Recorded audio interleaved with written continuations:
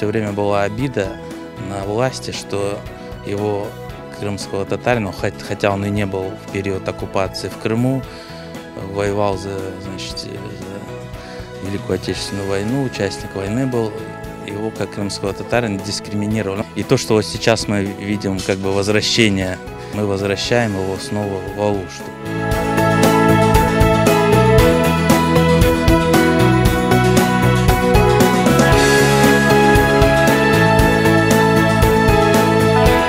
Многие операции сделаны им впервые не только в СССР, но и в мире.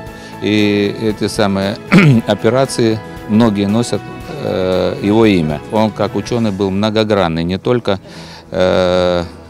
вот именно детская хирургия, у него урология, торакальная хирургия, абдоминальная хирургия, анестезиология, все это он охватывал в своих трудах.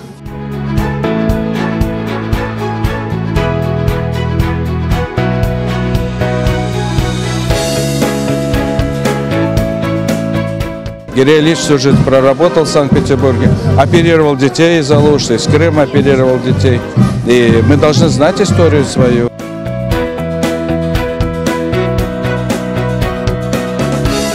Таких выдающихся алушинцев у нас более 15 человек.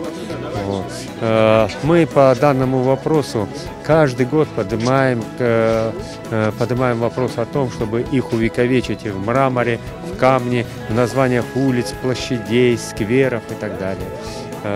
Мы очень рады, что наконец-то лед тронулся.